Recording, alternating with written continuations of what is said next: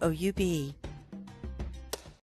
Now at 6:30, West Virginia Governor Patrick Morsi is asking President Trump for aid after deadly floods, how the funds could assist in recovery efforts. Plus, there is absolutely a clock that is ticking down. Without a trade deal from the G7 summit, Canada is implementing its own retaliatory tariffs on the U.S.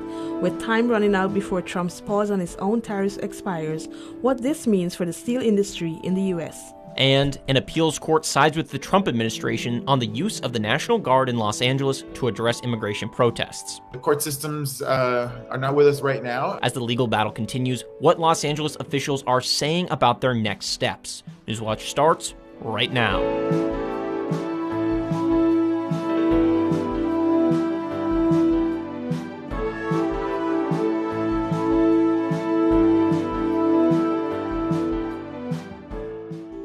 Thanks for joining us. I'm Charlie Ehlenfeld. And I'm Abigail Semple. Welcome to Newswatch. The National Weather Service issued an extreme heat watch heading into this weekend for counties across southeast Ohio. For more on these soaring temperatures, let's turn it over to forecaster Steve Nedlick. Yeah, guys, we've already started to see that warm up today, and that is why all of Ohio is on the hook for this extreme heat advisory. Now, it's not bad out there yet, and it actually is pretty nice, but we've already seen those temperatures start to rise.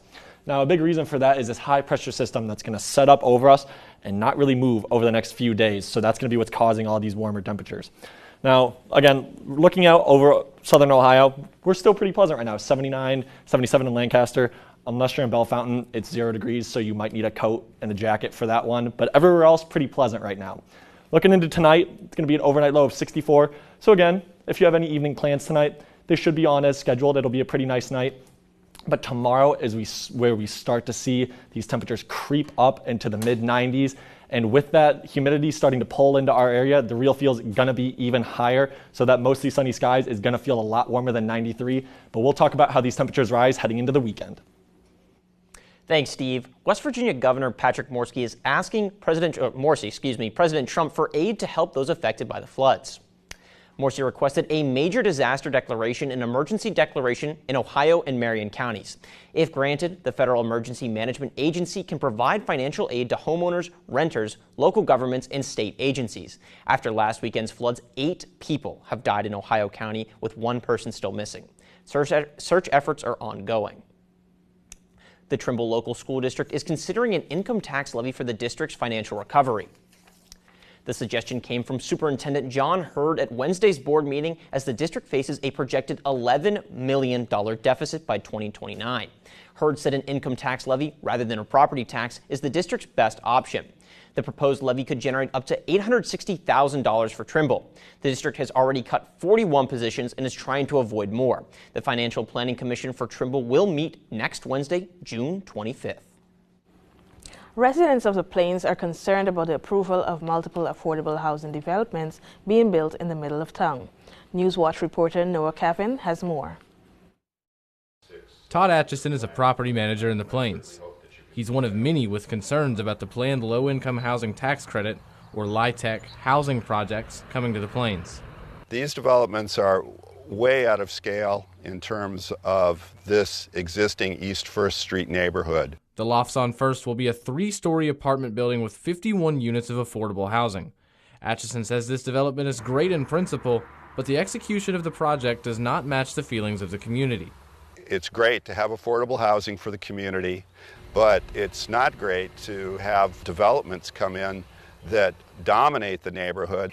Over 60 residents of the Plains have signed a petition Atchison and another Plains property manager, John Branner, authored, asking the community to have a chance to provide input on the project design. In the petitions that were provided to the Zoning Commission, the County Commissioners, and the Athens Township Trustees, it looked like most of the people that signed the petition lived in that area.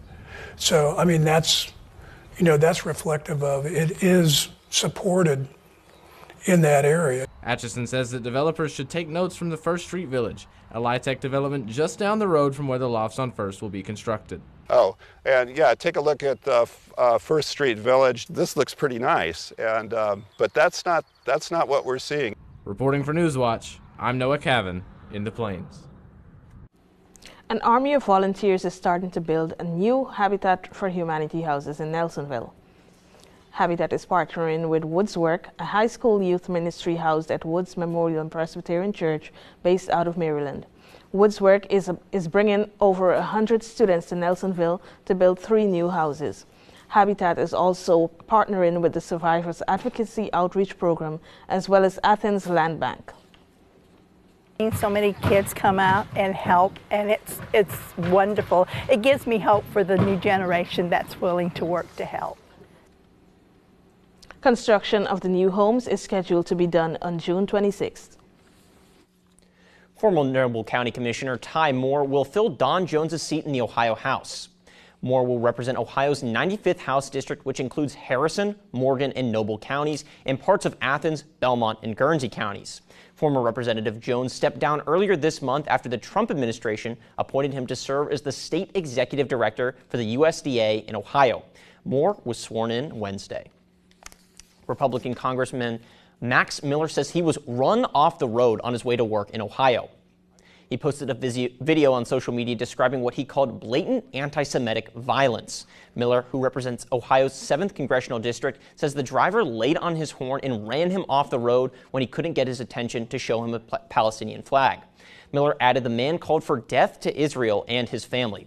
U.S. Capitol Police investigators went to Ohio. A source close to the investigation said a man has now been arrested and charged for the alleged threatening incident. The suspect will face state charges and potential federal. Advocates are pushing lawmakers to reinstate a child tax credit in the state budget. The credit would give families a $1,000 tax credit for children under 7. The credit was in Governor DeWine's original budget, before the House removed it. It would have been funded through an increase to cigarette taxes, which would have raised around $900 million. Advocates say the credit could make a big difference for working parents, but lawmakers doubt how much relief it could provide. The final budget bill must be signed by the end of the month. A new bill aims to criminalize abortion and some contraceptives. The Ohio Prenatal Equal Protection Act would criminalize abortion without exceptions for the life of the mother and penalize providers. It could also make IUDs and some oral contraceptives illegal. While IVS is not specifically named in the bill, lawmakers say the language could affect it. This is the first bill seeking to ban abortion since Ohio voters passed the Reproductive Rights Amendment back in 2023. Student visa appointments are set to resume, but with tougher rules for applicants. This comes after the Trump administration paused visa appointments last month. New State Department guidance now requires embassies to screen applicants for what they're calling hostile attitudes towards the U.S.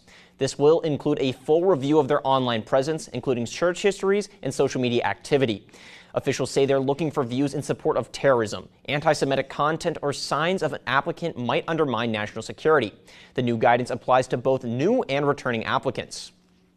There are less than 3 weeks before a pause on President Trump's so-called reciprocal tariffs are set to end. Trump is home from the G7 summit without any new trade deals, and global leaders are facing tough economic decisions. Canadian leaders say they've decided to counter some U.S. policies. Amy Kiley has more. There is absolutely a clock that is ticking down. With trade deadlines looming and no G7 summit deal, Canada is retaliating against the U.S. On July 21st, it's set to impose new tariff rate quotas on steel. They're for countries that don't have related free trade agreements with Canada. That could make American-made steel less appealing to Canadian buyers. We're going to adjust them to levels consistent with the progress that's made at that point on the broader trading arrangements with the United States. U.S. duties on Canadian steel and aluminum are 50% right now. Two officials say Canada has proposed swapping defense spending for relief from those measures to no avail. The U.S. and Canada are committed to reaching some kind of trade agreement in 30 days after talks during this week's G7 summit. But analysts say a number of world leaders are disappointed that gathering didn't produce any new U.S. deals. For many of those leaders, they saw this, and their delegation saw this, as their last opportunity to have some time to sit down face-to-face, one-on-one with President Trump before the July 9th tariff deadline. That's when a pause on the president's so-called reciprocal duties is set to end for a list of countries. You just want to be humble and have some deference to the inflationary impacts that could result from tariffs. I'm Amy Kiley reporting. The legal battle over Trump's ability to deploy the National Guard in California continues after a federal judge asked the Trump administration and state of California to submit more written arguments to the court.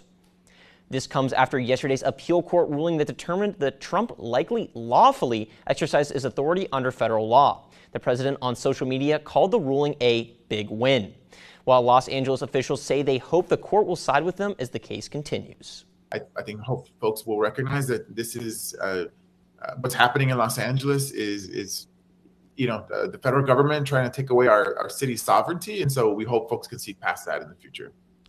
California still has the option of asking the Supreme Court to step in on an emergency basis. Juneteenth celebrations in Athens highlighted the city's own Black history with a tour around the city. The tour led the group to the Old Berry Hotel, where Hangover Easy now stands. The tour then went to Mount Zion Baptist Church, which has not been in use since the late 90s and is currently being rebuilt to hold their history and a space for the community. The tour wrapped up after going to the Southeast Ohio History Center and learning more about individuals' history as a part of the Black community in Athens. Coming up, millions of people across the country are preparing for this week's heat wave. What you need to know about the record-breaking temperatures. And as temperatures rise, more people will crank up their AC, but this could send your energy bills skyrocketing. What experts say you can do to avoid breaking the bank. The heat is on. Find out how long it lasts next. On Masterpiece Mystery. Next time we should bring a picnic. Next time? If you want to. Why am I always the last one to find out everything? Body's been found. What's the conundrum? Reckon it's been staged.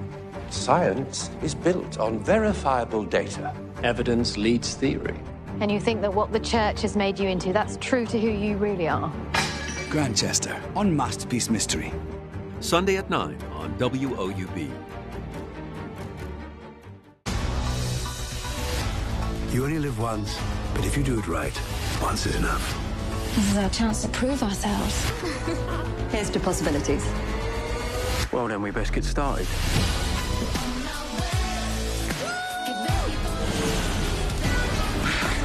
There's much about me that you don't know. You're persistent, I'll give you that. You have been busy. Justice never sleeps. Every time I see you, there are more of you. And we're even more successful. You are many things. You're not boring. Let's not get carried away. We are going to do this together. I'm really impressed. We're looking for 3 tons of gold. It's murder. We have a match. Probably just coincidence. Nope.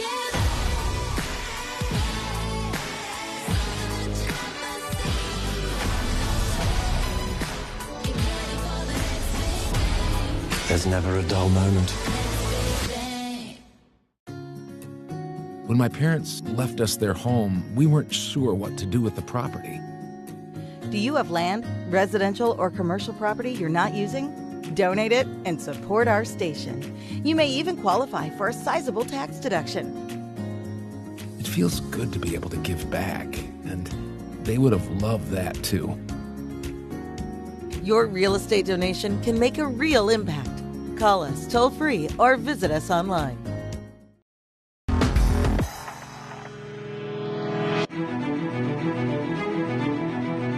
It was our first day without rain in what feels like forever, as we had temperatures in the mid-80s and pretty clear skies with a few clouds in the mix today, but overall a pretty pleasant day.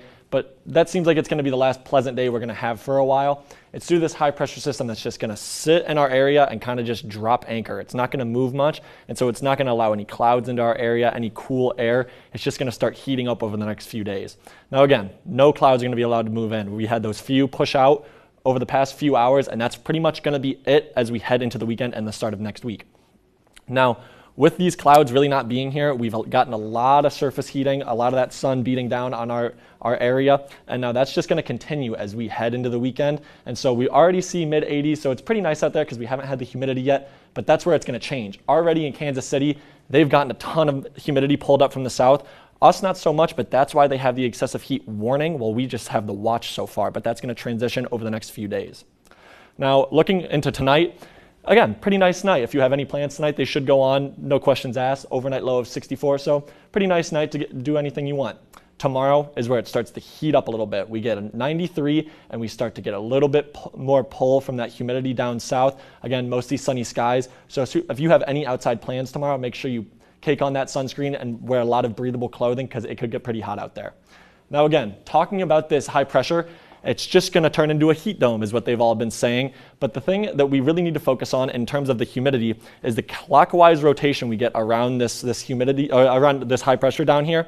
And that's just going to start pulling the moisture up into our area. And that's where we're going to start getting these heat indexes of 105, 110. And that's where we're going to start to see these dangerous conditions. So if you do anything Saturday, Sunday, it might be okay, but as we move later into the week next week, that's when it starts to get dangerous. Again, Sunday, it doesn't move much, but then this is why we have all of these advisories. It's because there's just going to be no movement. So this is all for Sunday. This is going to move from Sunday into the work week next week. So it should be pretty good for this weekend, but then as we move into next week, it's going to stay pretty hot. That's why looking at our 6 to 10 day temperature outlook, we're still way above average because this high pressure doesn't look like it's going anywhere anytime soon with these temperatures, at least in the 90s through the beginning of next week. And then if we take a look at our 7-day outlook, I mean, man, we really don't get a lot of relief. We have a little bit of rain potentially moving into the area on Wednesday, but even then, the models aren't really agreeing on when we're finally going to get a break from this.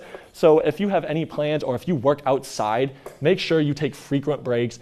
You have plenty of water or Gatorade with you and cake on that sunscreen because these conditions could be dangerous if you work outside for long periods of time. Well, Steve, I mean, this is a pretty severe heat wave. When are we going to get a break? You know, that's the thing. We don't really know. Earlier in the week, we thought, you know, maybe Wednesday we'd get some of that rain as you see. But as we've gotten closer, we've felt less and less like there's going to be some rain coming into our area. So it might last all of the work week next week. Yeah. And, you know, when should people be most worried about these severe temperatures? What time of day should they be looking you would think like 12 or 2, but it's later in the afternoon when it's really sunny out. All right. Thanks, Steve. Well, I don't know about you guys, but I'm going to be hitting the pool. Thanks, Steve. Today marks the official start of summer, and millions of people from the Northeast to the Midwest are bracing for the upcoming heat wave.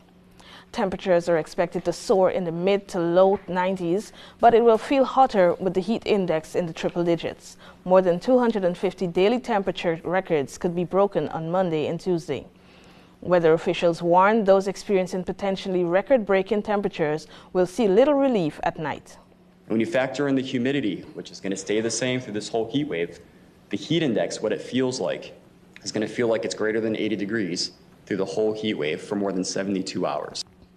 Government and health leaders are encouraging people to do everything they can to stay cool and to check in on friends, neighbors, and family members, especially seniors. As temperatures rise, many homeowners are searching for ways to beat the heat without breaking the bank. Experts say a few simple steps could keep your home cool and save you money. Ivan Rodriguez has the latest. With summer heat bearing down, Josh Locker with Oxair USA says energy bills are a growing concern for many American families. Homeowners say they're more cautious about summer spending and worried about how they're going to afford to cool their homes. Locker says small steps like filter changes and outdoor unit cleanings make a big difference. Change your filter out, wash your condenser. After you mow the grass, make sure you clean that condenser off, wash all those grass clippings that may get on the condenser outside. And timing matters. Putting off maintenance can turn into costly repairs. If one thing breaks, it could take out another and another. Temperatures are expected to rise across parts of the Northeast and central U.S. in a prelude to next week's heat dome. The heat dome is forecast to expand across the central and eastern U.S. by the weekend, covering parts of the southern plains to the Midwest, Mid-Atlantic, and Northeast. High temperatures across these regions are expected to soar at least 15 degrees above normal and will mark the hottest temperatures of the year to date, rising into the 90s. Humidity will make it feel even hotter. The big thing that I would say is if you take a shower, make sure and turn your exhaust fan on, because every time you're running water in the house, you're actually adding humidity as well. But keeping the doors closed, in and out as fast as you can. In Atlanta, I'm Ivan Rodriguez reporting. Next, a new coronavirus strain has made its way to the U.S. What you need to know about a potential outbreak. compassionate, selfless, and starved for support. Everybody needs care at some point. These hidden heroes struggle to serve the needs of friends and loved ones. These are heroic people that are caregivers, period. The fight to create a new culture of care. Caregiving is a source of pride, a source of sadness, and oftentimes joy. Tuesday at 9 on WOUB. Up against one of the most powerful companies on the planet, a group of Amazon workers fight to unionize. We got to continue to fight because this company has not been held accountable. Witness a gripping battle for power and dignity in today's global economy. This is our shot to make things better. Union on POV. Monday at 10 on WOUB. The Ohio Art Corridor is a destination experience. We would like this to be the largest outdoor art gallery in the world. Portsmouth was able to field an incredible team for a brief moment in the sun that almost was sweet enough to get them a national championship. We got land granted to us in Ohio. Great opportunity. Let's go. How would you know you got here? It was just sheer determination and patience and just hard, back-breaking work. The bridge was acclaimed at the time of being an engineering marvel. Progress is all about taking the lessons of the past and doing better. So I would hope that now that we know better, we will do better.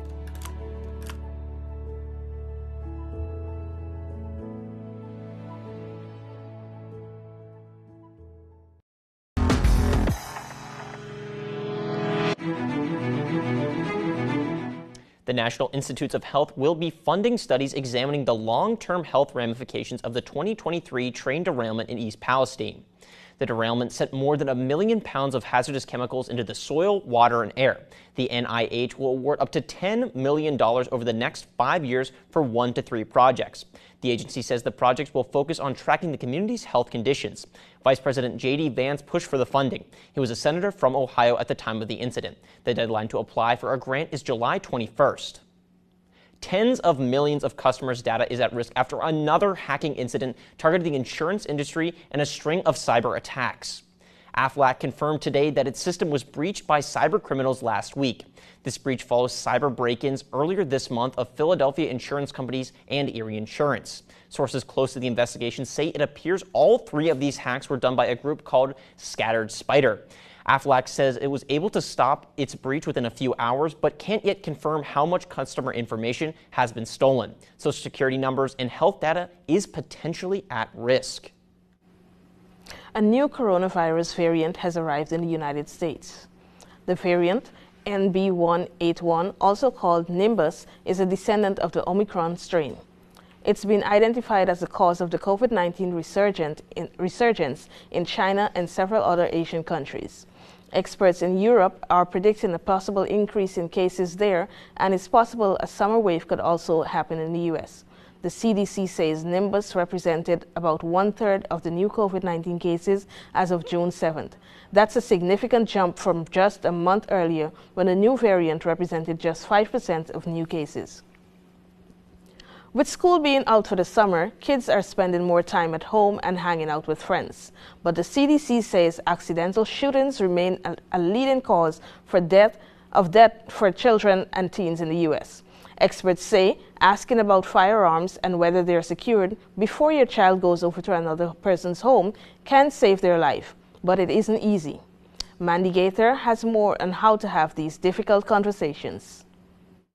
It can happen in an instant. This year alone in the U.S., there have been at least 84 unintentional shootings by children, resulting in 37 deaths and 47 injuries. That's why experts say making sure guns are secured in homes your child visits is critical. You want to ask because that one question could literally save your child's life. Dr. Keisha Frazier-Doe with Children's Healthcare of Atlanta says this tough conversation should be tackled before playdates or even visits with relatives. Make it a routine question, just like you'd ask about food if your child has an allergy or whether there's a swimming pool. Ask if there are guns in the home and if that firearm is secured. Experts, including the National Rifle Association, say firearms should be securely stored, unloaded, and stored separately from ammunition. Fraser says to lead that conversation with information about your child. Keep in mind, this is not a personal attack, or you're not debating anyone's beliefs or their rights to own a gun. Your only concern is your child's safety. Fraser says not to make assumptions and trust that guns are secured. Instead, make it a practice to ask everyone and be clear and direct. Because I know my son is curious, I want to know, do you have any unlocked or unsecured firearms in your home that his curiosity might, get in the way of? Finally, if you're uncomfortable with the answer you get, make a new plan. You can then say, you know what, why don't you just have your kid come over and visit our house instead? For Health Minute, I'm Mandy Gaither.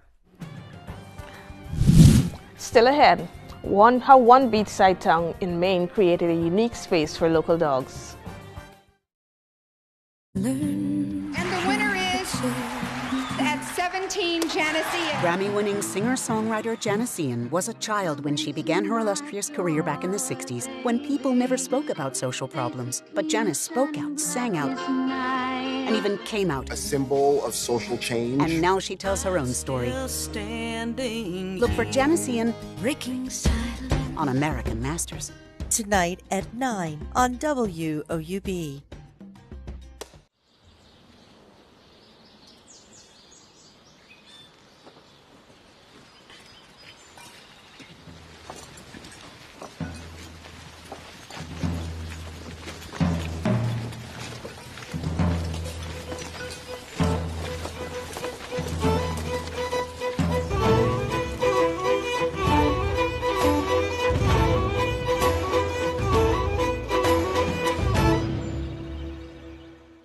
For more than 70 years, WOUB Public Media has been the place where people in our region turn to learn how stories of the past ignite the imagination of the future. It's where information, entertainment, and education work together to inform, enlighten, and inspire generations. It's the place where the community gathers to hear and see our world in new and innovative ways. WOUB, the public media you trust that's worthy of your support. The age of discovery is now. It's like magic. Act like you're having a good time. I am. Isn't it wonderful? Hey, I can do better than that. Brace yourself. The world's changing. Very poetic. It's one of the coolest animal stories on the planet. This role as a caregiver is an emotional ride. Be ready to be amazed and have that wonder.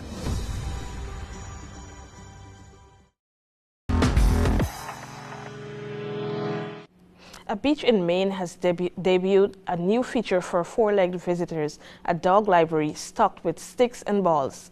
Stockton Springs Public Works Director says the department had an abundance of used tennis balls that they were trying to figure out what to do with.